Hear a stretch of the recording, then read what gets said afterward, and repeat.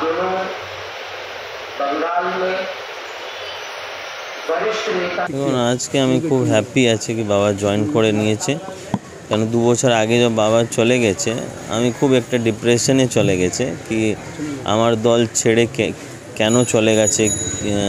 এত ভালো দল যেখানে এত সম্মান পেয়েছে, আর একসঙ্গে থাকলে কি হয় কি একটা মিনস ইজি হয় কাজ করার জন্য, ইজি হয় কেন কি আমি তো এমএলএ আছে আর এমপি যে কাজ হয় এমএলএ করতে পারবে না, তো একটা খুব ভালো সাপোর্টও পাই আমি মানুষে হেল্প করার জন্য সময়।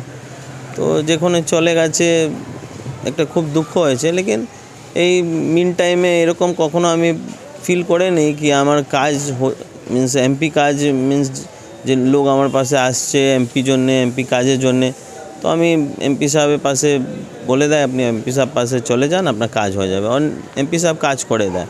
তো এরকম সমস্যা হয়নি, লেকিন একটা নিজের দলে থাকলে যেরকম হয় না কি মিনস খুব ভালো লাগে, মিনস আপনার একটা সিনিয়র যেকে আপনি নিজে ইন্সপিরেশন আপনি সবসময় ভাবে ও আপনার সঙ্গে থাকলে একটা আলাদা এনার্জি থাকে।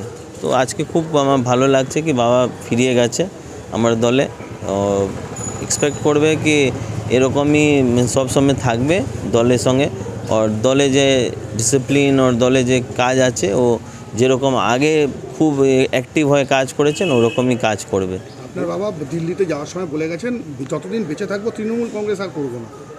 তো আমিও তো এই এক্সপেক্ট করছি কি বাবা সবসময় মিনস আমারই দলে থাকবে আর আমারই দলে হয়ে কাজ করবে, কেন কি ওখানে এতদিন এত বছর ছিল মিনস টিএমসির মধ্যে, লেকিন কখনো ওরকম সম্মান পায়নি যেরকম আমার দলে সম্মান পেয়েছে। বলছি জয়েন তো করলো, এরপরে যদি প্রার্থী হয় কতটা আনন্দ?